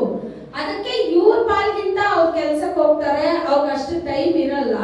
ಆದ್ರೆ ನಿಮಗೆ ದೇವ್ರು ಏನ್ ಕೊಟ್ಟಿರ್ತಾರ, ಮಕ್ಕಳನ್ನ ಸಾಕೋ ಆ ಒಂದು ಪೊಸಿಷನ್ ಯಾರ ಹತ್ರ ಕೊಡ್ತಾರೆ ಅಂದ್ರೆ ಸ್ತ್ರೀಯರಾದ ನಿಮ್ ಬಳಿಯಲ್ಲೇ ಕೊಡ್ತಾರೆ. ಯಾರಿದ್ರು ಇಲ್ಲ ಅಂದ್ರೂ ಸರಿ, ಚಿಂತನೆ ಪಡ್ಬೇಡಿ. ದೇವ್ರು ನನಗೆ ಕೊಟ್ಟ ಮಕ್ಕಳನ್ನ ನಾನು ಬೆಳೆಸಿ ಏನ್ ಮಾಡ್ಬಿಡ್ತೀನಿ, ತಂದೆಗೆ ಕೊಟ್ಬಿಡ್ತೀನಿ. ಆಯ್ತಾ? ಆಗ ಸ್ತ್ರೀಯರಾದ ನೀವು ತುಂಬಾ ಶ್ರೇಷ್ಠರು. ಸ್ತ್ರೀಯರಾದ ನೀವು ತುಂಬಾ ಶ್ರೇಷ್ಠರು. ಅವರೆಲ್ಲ ಇವಾಗ ಒಂದು ಮನುಷ್ಯ ಕೆಳಗಡೆ ಬಿದ್ರೆ ಸುಮ್ಮನೆ ಇದೆಲ್ಲ ದೋಚ್ಕೊಂಡು ಹೋಗುತ್ತೆ. ಸರಿನಾ? ಮೂಳೆ ಮುರಿದೋಯ್ತು ಅಂದ್ರೆ ಕಟ್ಟೋಕೆ, ಅದು ಸೇರೋಕೆ ತುಂಬಾ ಕಷ್ಟ. ಆಗ ಮೂಳೆ ಯಾರು ಇದರಲ್ಲಿ? ಮೂಳೆ ಮುರಿದೇ ಕಾಯ್ಕೋಬೇಕು ನೀವೆಲ್ಲ ಏನಾಗ್ಬೇಕು? ತುಂಬಾ ಶ್ರೇಷ್ಠರು ನೀವು. ಯಾಕಂದ್ರೆ ನಿಮ್ಮಿಂದ ನಾನು ಹೇಳಿದ್ನಲ್ಲ, ಇವ್ರು ಅವಾಗಲೇ ನಗಿದ್ರು, ಮಲ್ಟಿ ಟ್ಯಾಲೆಂಟೆಡ್ ಯಾರಿಗೆ ಅಂದ್ರೆ ವುಮೆನ್ಸ್ಗೆನೆ ಇರೋದು. ನೀವು ನಿಮ್ಮ ಯಜಮಾನ ಮಕ್ಕಳನ್ನ ಸ್ಕೂಲಲ್ಲಿ ಬಿಟ್ಬಿಟ್ಟು ಬರಕ್ಕೆ ಹೇಳಿ, ಬರೋವಾಗ ಅವ್ರು ಬಿಟ್ಬಿಟ್ಟು ಹಂಗೆ ಸೀದಾ ಬರ್ತಾರೆ. ನಾವು ಫೋನ್ ಮಾಡು, ಬರೋವಾಗ ದಾರಿನಲ್ಲಿ ತರಕಾರಿ ಇದ್ರೆ ತಗೊಂಡ್ ಬಪ್ಪ, ಹಾಲಿದ್ರೆ ತಗೊಂಡು, ಇದೆಲ್ಲ ಅವ್ರಿಗೆ ಏನ್ ಬರಲ್ಲ. ಸ್ಕೂಲ್ ಅಂದ್ರೆ ಸ್ಕೂಲು, ಮನೆ ಅಂದ್ರೆ ಮನೆ, ಕೆಲಸ ಅಂದ್ರೆ ಕೆಲಸ. ನೀವೇನ್ ಮಾಡ್ತೀರಾ ಮನೆಯಲ್ಲಿ? ಪ್ರತಿಯೊಂದು ಕೆಲಸನೂ ಅದೇ ಹೇಳಿದ್ನಲ್ಲ ಬೆಳಗ್ಗೆನೆ, ಅವ್ರನ್ನ ಕಟ್ಟಕ್ಕೆ ಹೇಳಿ ಆಗುತ್ತಾ ಅಂತ ನೋಡ್ತೀನಿ. ನಾವು ಪ್ರೇಯರ್ ನಡೆಸ್ಕೊಂಡು ಕೆಲಸ ಮಾಡ್ಕೊಂಡು ಟಿಫನ್ ಕಟ್ಕೊಂಡು ಎಲ್ಲ 4 ಕೈ, ನಮಗೂ 2 ಕೈ ಇದೆ. ಈ 2 ಕೈನಲ್ಲಿ ಏನ್ ಹೇಳೋದು 10 ಮೂಳೆ ಇರೋ ತರ ಕೆಲಸ ಮಾಡ್ತೀವಿ. ಈ ಟ್ಯಾಲೆಂಟ್ ಯಾರಿಗಿದೆ ಅಂದ್ರೆ ಸ್ತ್ರೀಯರಾದ ನಿಮ್ಗೆ. ಅದಕ್ಕೆ ಸ್ತ್ರೀಯರು ದೇವರ ದೃಷ್ಟಿನಲ್ಲಿ ತುಂಬಾ ಶ್ರೇಷ್ಠ. ಯಾವ ಸ್ತ್ರೀಯನ್ನ ಇವಳು ಪಾಪ ಮಾಡಿದ್ರಿಂದೇ ಹೋಯ್ತು, ಇವಳು ಪಾಪ ಮಾಡಿದ್ರಿಂದೇ ಹೋಯ್ತು ಅಂತ ಹೇಳಿ ಹೇಳಿ ಹೇಳಿ ಹೇಳಿ ಹೇಳಿ ತಳ್ಳಿಕ್ಕಿದ್ರು ದೇವ್ರು ಹೇಳ್ತಾರೆ, ಯಾವ ಸ್ತ್ರೀಯನ್ನ ಸೈತಾನನು ಕರೆದಲ್ಲಿ ತಗೊಂಡು ನನ್ನ ಪ್ಲಾನ್ ಎಲ್ಲ ಮುರಿದಾಕದ್ನು, ಅದೇ ಸ್ತ್ರೀಯಿಂದಲೇ ಅವನ ತಲೆನ ನಾನು ಜಜ್ತೀನಿ, ಅದೇ ಸ್ತ್ರೀಯಿಂದ ನಾನು ಈ ಭೂಮಿಗೆ ಬರ್ತೀನಿ ಅಂತ ಹೇಳಿ ಭೂಮಿಗೆ ಬಂದಿದ್ದು ಮಾತ್ರ ಅಲ್ಲ, ಯೇಸು ಸ್ವಾಮಿ ಪುನರುತ್ಥಾನ ಆದ್ಮೇಲೆ ಮೊದಲು ಆ ದೃಶ್ಯನ ಕಂಡಿದ್ ಯಾರು ಅಂದ್ರೆ ಮಹಾದೇವನ ಮರಿಯಳ್ ಸ್ತ್ರೀನ ಗಂಡಸ್ರ? ಎಷ್ಟೊಂದು ಕೃಪೆ ದೇವರು. ಮೊದಲು ಸತ್ತು ಪುನರುತ್ಥಾನ ಆಗಿ ಎದ್ದಿದ್ದಾರೆ. ಮಗದಲೇನ ಮರಿಯಳ್ ಅವ್ರ ಹತ್ರನೇ ಮಾತಾಡ್ತಾ ಇದ್ರೆ, ಇವಳು ಏನಾದ್ರು ಹೋಗ್ತಾಳ, ಇವಳು ನನ್ನ ಮೇಲೆ ಹೋಗ್ಬೇಕು ಅಂತ ದೇವ್ರು ಕಾಯ್ತಾ ಇದ್ದಾರೆ. 33 ವರ್ಷ ದೇವರಿಂದ ಯಾರ ಹತ್ರ ತಂದೆನ ಹಾಕೊಳ್ಳಿಲ್ಲ. ಇಲ್ಲಿ ಬಂದು 33 ವರ್ಷ ಆಯ್ತು ಭೂಮಿನಲ್ಲಿ. ಹೋಗಿ ತಪ್ಕೋಬೇಕು, ದೇವ್ರ ಹತ್ರ ಹೋಗ್ಬೇಕಂದ್ರೆ ಈ ಮರಿಯಳ್ ಹೋದ್ರೆ ಅಂತಾನೆ ಹೋಗೋದು. ಹತ್ಕೊಂಡು ಅಲ್ಲೇ ನಿಂತಿದ್ದಾಳೆ. ಮರಿಯಳ್ ಕಣ್ಣೀರ್ ಬಿಟ್ಟು ದೇವ್ರಿಗೆ ತಂದೆ ಬಳಿಯಲ್ಲೂ ಹೋಗಕ್ ಆಗಿಲ್ಲ. ಮರಿಯಳ್ ಏನೇನೋ ನೋಡ್ತಾರೆ. ಮರಿಯಳ್ ಕೊನೆ ತಿಳ್ಕೊತಾಳೆ, ತೋಟಗಾರರ ತರ ತೋರ್ಸ್ಬಿಟ್ಟಿದ್ದಾರೆ ದೇವರು. ತೋಟಗಾರ್ರೆ ಅವ್ರನ್ನ ಎತ್ಕೊಂಡಿದ್ರೆ ನನಗೆ ಕೊಡಿ, ನಾನು ಎತ್ಕೊಂಡು, ಇವಳಿಂದ ಎತ್ಕೊಂಡು ಹೋಗಕ್ ಆಗುತ್ತಾ? ಆದ್ರೂ ಅವಳು ತೋಟಗಾರ. ಆವಾಗ ದೇವ್ರು ನೆನ್ಸಿದ್ರು, ಇವಳು ಕೊನೆವರೆಗೂ ನಾನು ನೋಡದೆ ಹೋಗೋದೇ ಇಲ್ಲ, ಇವಳಿಗೆ ಏನಾದ್ರು ಮಾಡ್ಬೇಕಂತ ಹೇಳಿ ಮರ್ಯಾದೆ ಅಂತ ಕರೆದಿದ್ದೆ ತಡ. ಪ್ರಭುನಿ ಅಂತ ತಿರುಗಿ ನೋಡಿ ಆ ಪಾದ ನಿಡಿಯೋಕ್ ಬರ್ತಾರೆ. ದೇವ್ರು ಹೇಳ್ತಾರೆ, ನೀನ್ ಅಲ್ಲಿ ನಿನ್ನೂ ಮುಟ್ಬೇಡ, ನಾನು ನಿನ್ನ ತಂದೆ ಬಳಿಯಲ್ಲೂ ನನ್ನ ತಂದೆ ಬಳಿಯಲ್ಲೂ ಹೋಗ್ಬೇಕು. ಯಾಕಂದ್ರೆ ಮೊದಲು ಪುನರುತ್ಥಾನ ಆಗಿ ಯಾವ ರೀತಿ ಮೊದಲು ಬೆಳೆದ ಪ್ರಥಮ ಬೆಲೆಯನ್ನ ಆ ಯಾಜಕರು ಹೋಗಿ ದೇವರ ಸಮ್ಮುಖದಲ್ಲಿ ಆ ಕಟ್ಟನ್ನ ದೇವರ ಸಮ್ಮುಖದಲ್ಲಿ ತೋರಿಸ್ತಾರೋ, ಅದೇ ರೀತಿ ದೇವರು ಮನುಷ್ಯರ ಪಾಪದಲ್ಲಿ ಯೇಸು ಸ್ವಾಮಿ ಸತ್ತು ದೇವರ ಮುಂದೆ ಹೋಗಿ ತನ್ನನ್ನ ತೋರ್ಪಡಿಸ್ಕೋಬೇಕು. ಆಗ ತೋರ್ಪಡಿಸ್ಕೊಳಕ್ ಹೋಗೋಕ್ ಮುಂಚೆನೆ ಒಂದು ಸ್ತ್ರೀಯ ಕಣ್ಣೀರು ದೇವರನ್ನ ಸ್ಟಾಪ್ ಮಾಡ್ತು ಅಂತ ಹೇಳಿದ್ರೆ, ಯಾಕೆ ಇದು ಆ ಭಾರನ ದೇವರು ಸ್ತ್ರೀಯರಲ್ಲಿ ಕೊಟ್ಟಿದಾರಂದ್ರೆ, ಸ್ತ್ರೀಯರ ಹತ್ರ ಒಂದು ಕಾರ್ಯ ಕೊಟ್ರೆ ಅದೇ ಸಾಧಿಸ್ಬಿಡ್ತಾರ. ಒಳ್ಳೇದಕ್ಕೆ ಸಾಧಿಸಿದ್ರು ಓಕೆ. ಮಗದಲ್ಲ ನಮ್ಮ ಮರ್ಯಾದೆ ಏನ್ ಮಾಡಿದ್ರು, 10 ದೇವ್ರ ಕಣ್ಣೀರಿಂದ ಹೋಗಕ್ಕೆ ಆಗಿಲ್ಲ. ಸರಿ ಅಮ್ಮ, ನಾನು ತೋರ್ಸ್ಬಿಡ್ತೀನಿ, ನಾನೇ ಇದ್ದೀನಿ, ನೋಡ್ಕೋ, ನಾನು ಹೋಗ್ಬಿಟ್ಟು ಬರ್ತೀನಿ, ಹೋಗು ಅಂತ. ಆಯ್ತಾ? ಆದ್ರೆ ದೆಲೀಲಳ ಮಡಿಯಲ್ಲಿ ಒಬ್ಬ ಮಲಗಿದ್ದ, ಸಿಂಸೋನ್. ಎಲ್ಲಿ ಮಲಗಿದ್ದ? ದಿನ ಹತ್ತು ನೀನ್ ನನಗೆ ನಿಜ ಹೇಳ್ತಾ ಇಲ್ಲ. ಅವ್ನು ಎಷ್ಟು ದಡ್ಡನಾಗಿರ್ಬೋದು, ಇವಳ ಹತ್ರ ಹೇಳೋದೆಲ್ಲ ಅವ್ಳು ಮಾಡ್ತಾನೆ ಇದ್ದಾಳೆ, ಶತ್ರುಗಳಿಗೆ ಹೇಳ್ಕೊಟ್ಟು. ಆವಾಗ್ಲೂ ಅವನ್ಗೆ ಅವ್ರಿಗೆ ಜ್ಞಾನ ಸ್ವಲ್ಪ ಕಡಿಮೆ. ಏನೋ ಅವ್ನು ಏನ್ ಮಾಡಿಲ್ಲ, ಇದು ಮಾಡಲೇ ಇಲ್ಲ. ಲಾಸ್ಟ್ ಅವ್ಳು 10 ಅವ್ನಿಗೆ ಏನಾಯ್ತು, ಛೀ ಇವಳ ಜೊತೆ ಬಾಳಕ್ಕಿಂತ ನನ್ ಸಾಯೋದ್ ಮೇಲು ಅಂತ ಹೇಳಿ ಕೊನೆಗೆ ಅವ್ನು ಏನ್ ಮಾಡ್ಬಿಟ್ಟ, ತನ್ನ ಹೃದಯದಲ್ಲಿ ಇರೋದ ಹೇಳ್ಬಿಟ್ಟು, ನನ್ನ ತಲೆ ಮೇಲೆ ಹುಟ್ಟದಾಗಿಂದ ಇನ್ನು ಚಾಕು ಬಿದ್ದಿಲ್ಲ, ನನ್ನ ತಲೆ ಮೇಲೆ ಚಾಕು ಹಾಕಿ ನನ್ನ ಕೂದಲು ತೆಗೆದ್ರೆ ನನ್ನ ಮಹಿಮೆ ನನ್ನಿಂದ ಹೊರಟೋಗುತ್ತೆ. ಅದೇ ತರ ಮಹಿಮೆ ಅವನಿಂದ ಹೊರಟೋಯ್ತು. ಆಗ ಒಂದು ಸ್ತ್ರೀ ನೆನೆಸಿದ್ರೆ ಶಾಪನೂ ಕುಟುಂಬಕ್ಕೆ ತರೋಕ್ ಸಾಧ್ಯ. ಶಾಪದಲ್ಲಿ ತುಂಬಿರೋ ಕುಟುಂಬನ ಆಶೀರ್ವಾದದ ನಿಧಿಯಾಗಿ ಮಾಡೋಕ್ಕೂ ಸ್ತ್ರೀಯಿಂದ ಸಾಧ್ಯ. ಅದಕ್ಕೆ ದೇವರು, ನೀವೆಲ್ಲರೂ ನೋಡಿ, ಎಲ್ಲ ಕಡೆ ಎಲ್ಲಾ ಪ್ರಾರ್ಥನೆಗಳಲ್ಲಿ ನೋಡಿ, ಜೆಂಟ್ಸ್ ಕಡೆ ಜಾಸ್ತಿ ಇರ್ತಾರ, ಲೇಡೀಸ್ ಕಡೆ ಜಾಸ್ತಿ ಇರ್ತಾರ? ಲೇಡೀಸ್ ಕಡೆ. ಫ್ರೀಯಾಗಿ ಏನಾದ್ರು ಕೊಡ್ತೀನಿ ಅಂದ್ರೆ ಮಾಡ್ತಾರ ಲೇಡೀಸ್ ಕಡೆ ಜಾಸ್ತಿ? ಎಲ್ಲಿ ನೋಡಿದ್ರು ಯಾರಿರ್ತೀರಾ? ಆದ್ರೆ ನಾವ್ ಈ ಲೋಕದ ಆಶೀರ್ವಾದಕ್ಕಾಗಿ ಓಡೋರಲ್ಲ. ಪರಲೋಕ ನನ್ನ ನಂಬಿದೆ. ನೀವ್ ಹೇಳಿ, ಪರಲೋಕ ತಂದೆ ನನ್ನ ನಂಬಿ ನನ್ನ ಕರದಲ್ಲಿ ನನ್ಗೊಂದು ಕುಟುಂಬ, ನನ್ನ ಮಕ್ಕಳು, ನನ್ನ ಸೇರಿದವರು, ನನ್ನ ನೆರೆಯವರು ಎಲ್ಲಾನು ಕೊಟ್ಟಿದ್ದಾರೆ. ನನಗೆ ಕೊಟ್ಟಿರೋ ಅಷ್ಟು ಜನನು ನನ್ನ ದೇವರ ಸಮ್ಮುಖದಲ್ಲಿ ತಗೊಂಡೋಗಿ ನಿಲ್ಲಿಸ್ಬೇಕು. ಆ ಪ್ಲೇಸೇ ನಿಮ್ದಿರೋದು. ಈ ಸತ್ಯವೇದದಲ್ಲಿ ನಿಮ್ಮನ್ನ ಕೆಲವೊಂದು ಲೇಡೀಸ್ ಹೆಸರುಗಳು ಹೇಳಿ ಅಂದ್ರೆ ಏನೇನು ಹೆಸರು ಹೇಳ್ತೀರಾ? ಹೇಳಿ. ಎಸ್ತರು, ರೂತಳು, ಸಾರಳು, ಹೇಳಿ. ಆಗಾರಳು. ನಿಮ್ಗೆಲ್ಲ ಈಸಿಯಾಗಿ ಬರ್ದೇ ಒಂದು ಲೇಡೀಸ್ ಹೆಸರಿದೆ. ಇವ್ರನ್ನೆಲ್ಲ ಯಾರು ನೆನೆಸೋದಿಲ್ಲ. ಆದ್ರೆ ಅವಳ ಪಾತ್ರ ಎಷ್ಟು ದೊಡ್ಡದಂತ ಮನೆಗೆ ಹೋದ್ಮೇಲೆ ಬರ್ದಿಟ್ಕೊಳ್ಳಿ. 1 ಸಾಮುವೇಲ 25ನೇ ಅಧಿಕಾರದಲ್ಲಿ ಅಂತ ತಿಳ್ಕೊಂತೀನಿ ನಾನು. 25ರಲ್ಲಿ ಒಂದೇ ಒಂದು ವಚನ ಮಾತ್ರ ಓದಿ. 1 ಸಾಮುವೇಲ 25:14. ನಾಬಾಲನ ಸೇವಕರಲ್ಲೊಬ್ಬನು ಅವನ ಹೆಂಡತಿಯಾದ ಅಬಿಗಯಲರಿಗೆ ಸಾಕು ಅಬಿಗೈಲ್. ಯಾರು